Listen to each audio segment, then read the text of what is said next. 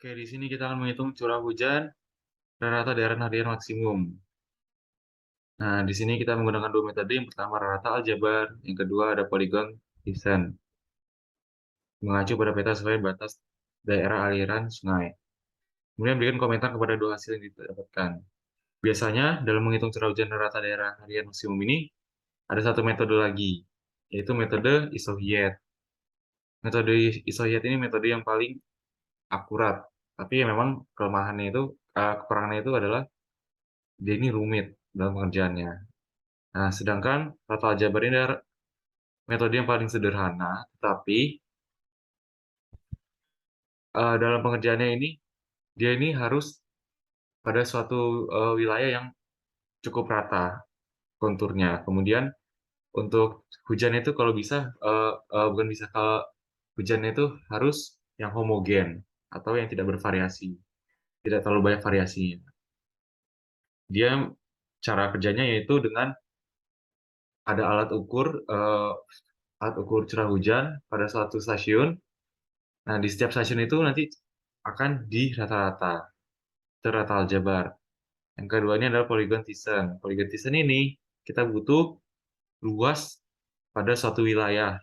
Nah, ini itu adalah yang aku jelaskan pada minggu lalu, yang peta PDF itu.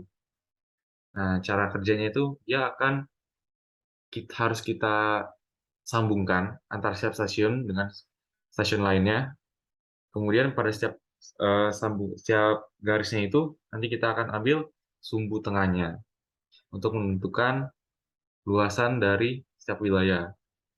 Polygon Thiessen ini lebih akurat dari rata aljabar, tapi Polygon Thiessen ini harus paling minimal itu memiliki 3 stasiun. Karena kan namanya poligon ya, kalau dua itu kan berarti kan nggak bisa jadi bangun bangun datar dua dimensi. Oke, di sini kita masuk ke Excelnya. Nah, minggu lalu itu kan kalian sudah mengerjakan abnormalitas. Nah, nilai HZ ini akan kita gunakan untuk aljabar. Nah, ini kita linkkan ke HZ dari setiap stasiunnya. Stasiun B, stasiun C, stasiun D. Kemudian di sini ada curah hujan maksimum adalah rata-rata dari HZ dari setiap stasiun. Kemudian ini rata-rata totalnya, dan ini adalah jumlah seluruhnya. Kemudian kita harus mengurutkan curah hujan maksimum ini dari kecil ke besar. Caranya gimana? Kalian copy ini ya. Misalkan di sini ya. Kalian paste. Oke. Kalian sort smallest to largest. Oke, ini otomatis langsung dari kecil terbesar. Biasanya kalau kalian klik smallest to largest ini nanti ada pilihan dua opsi itu, kalian pilih to current section biar nggak semuanya yang ke apa ke urut dari kecil ke besar. Seperti itu. Ini udah aku copy ke sini kan. Kemudian kalian ke bawah sini. Total harga maksimum. Nah, dalam pengerjaan ini ada dua. Yang pertama harga maksimum, yang ketiga adalah harga minimum. Bedanya apa harga maksimum dan minimum? Di sini dari data yang kita punya kan ada 26 ya.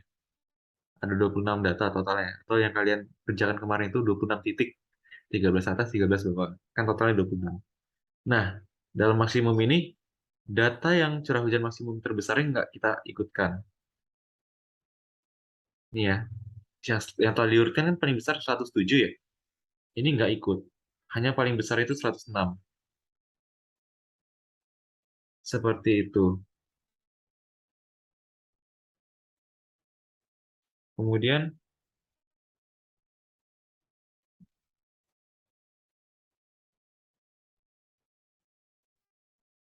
sorry tadi ada telepon. Oke, sebentar.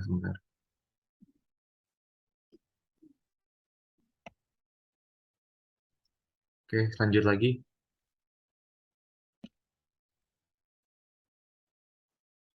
Nah, di sini kan tadi kita data yang terbesar itu 107 ya.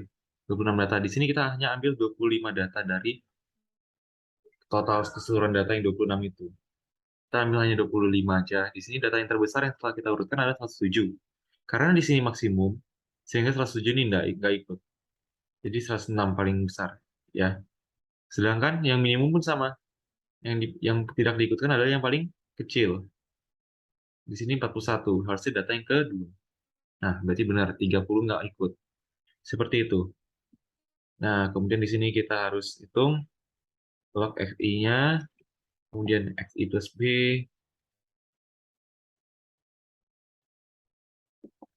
Oke. Nah, xi plus b. B-nya itu dari mana? B-nya itu dari sini. Nah, sebelum nyari B, kita nyari M dulu. M ini adalah banyaknya data yang kita hitung dibagi 10. Kan total datanya 25 ya. Dibagi 10 sama dengan 2,5. Kemudian dapat B-nya.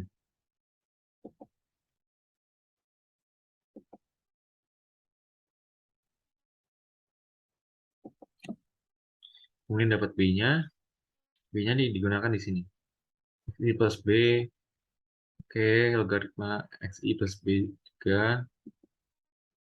Oke, ini dikuadratkan. Nah, ini ditotalkan ya setiap itemnya. Kemudian di rata-rata juga. Oke, clear. Yang di sini. Nah, di sini kita harus mengambil data yang paling terbesar XI-nya.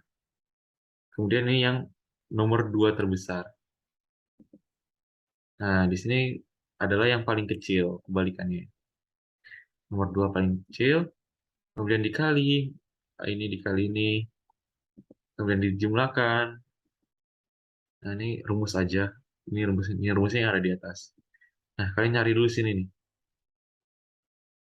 Logaritma X0. 1/25. 25 ini adalah datanya. 1/n. Jadi, n-nya kan 25. Jadi 1/25 dikali logaritma XI totalnya. Kemudian ini adalah XO-nya, X0-nya. 10 pangkat logaritma X0. Terus kita lanjutkan di sini. Untuk mendapatkan nilai ini, sama juga. Ini ya, udah ngulik ada rumusnya. Kalian bisa lihat dari formula formula Excel-nya. Kemudian ditotalkan seperti ini. Nah, X ini adalah data terbesar curah hujan maksimum, yaitu 107 kan. Nah, 107 di sini. Oke, ini ikut rumus. Ini adalah yang dikodatkan. Dikodatkan juga. Nilai SX. Oke.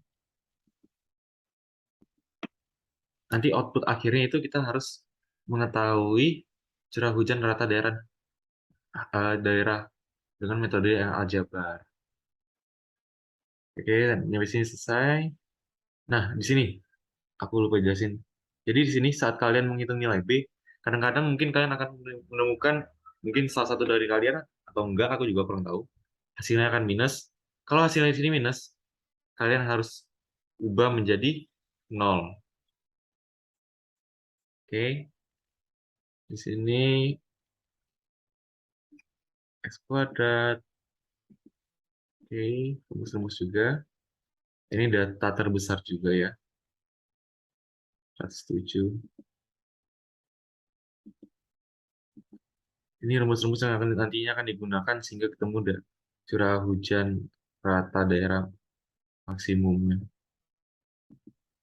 Nah, sampai ke sini. Kalian nanti cek sendiri ya rumus-rumus formulanya biar nggak salah-salah. Di sini ABS. ABS ini adalah mutlak. Mutlak dari K57 yaitu I min J per SX. Didapatkan gamma E-nya adalah 1,96. Kalian taruh di sini tulis 1,96. Nah, kita akan mencari nilai ini. Nilai ini yang akan kita cari. Nah, kalian di sini 1,96. 1,96 kalian lihat dari tabel ini ya. Aku hapus dulu biar kalian nggak bingung. Kalau 1,96 kira-kira ada di posisi mana? Di antara range berapa?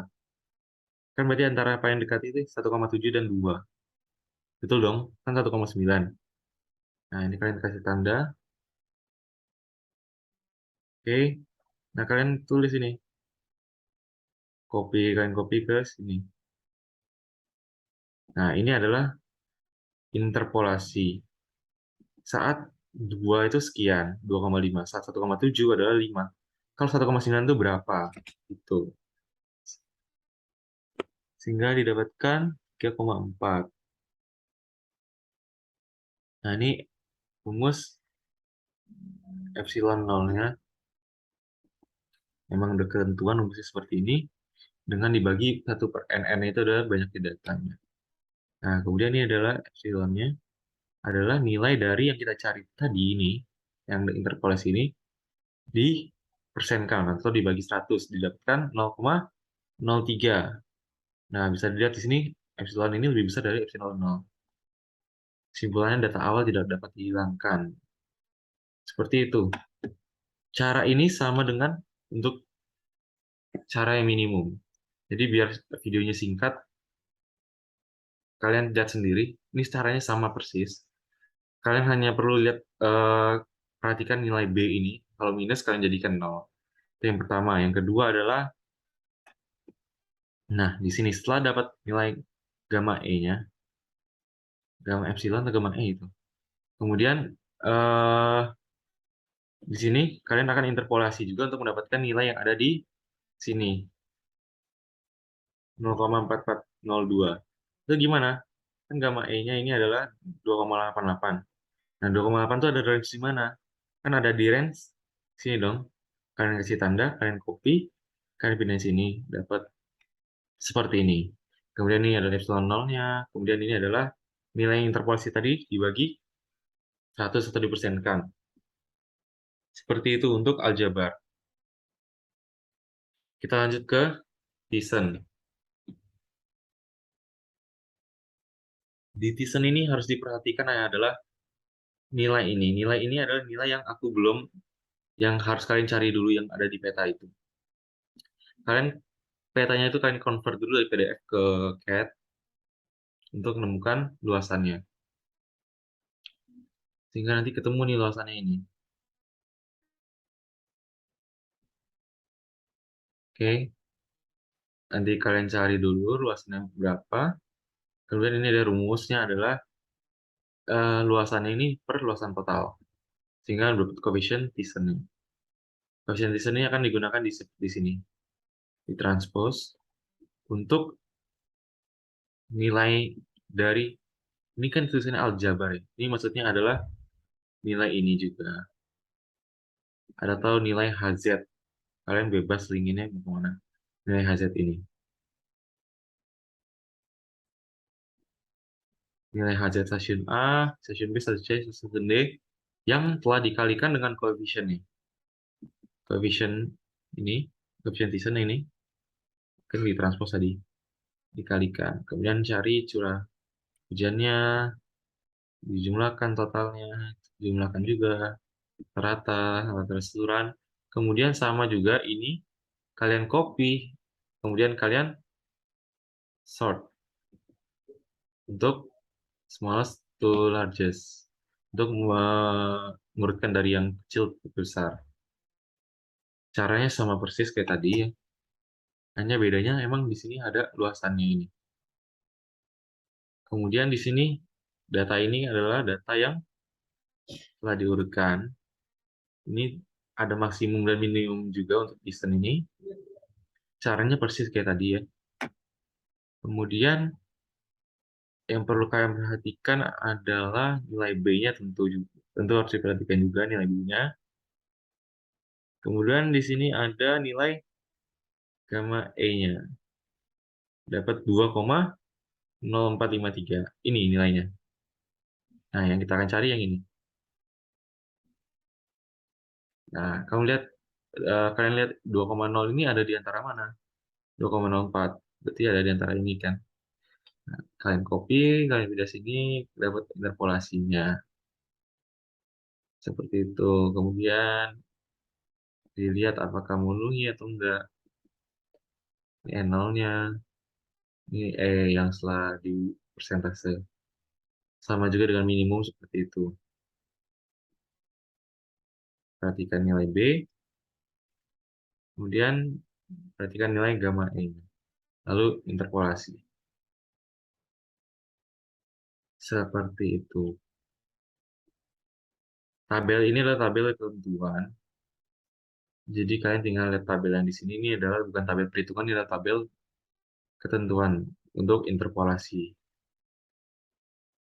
Nah, setelah kalian selesai mengerjakan aljabar dan Thiessen, di sini ada analisa perbandingan atau dari dua metode yang telah kita kerjakan, yaitu aljabar dan juga Thiessen. Curah hujan maksimumnya. Aljabar ini adalah 69. Kita cek benar nggak?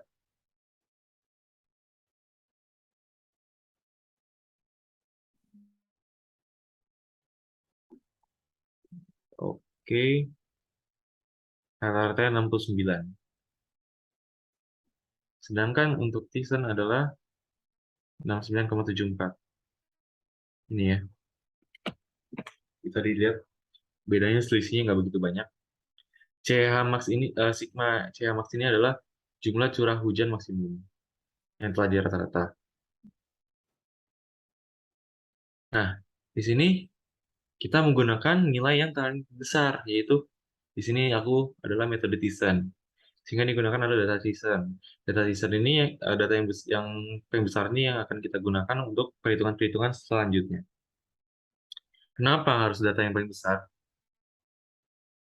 Data yang paling besar ini kan curah hujan maksimum ya, paling besar. Tentunya nantinya akan berpengaruh ke aliran yang ada di sungai, yang akan berdampak ke sungai. Semakin curah hujan semakin tinggi, otomatis sungainya akan naik dong airnya dong. Dan nantinya pastinya akan berpengaruh juga ke bangunan-bangunan air seperti bendung dan lain-lain. Nantinya juga akan berpengaruh juga ke pengairan. Seperti itu. Untuk soal yang curah hujan rata daerah harian maksimum. Untuk curah hujan rencananya nanti aku bikin video yang berbeda. Itu aja. Kalau ada yang ditanyakan silakan chat di grup. Oke. Untuk pacapannya mungkin bisa dicicil untuk pacapannya. Aku nggak minta kalian untuk asis pacapannya, tapi tanpa aku suruh, aku harap kalian bisa nyicil-nyicil sedikit. Yang penting aku tekanin di sini Excel-nya sampai PMP selesai dulu, biar kalian bisa fokus ngerjain pacapannya. Oke?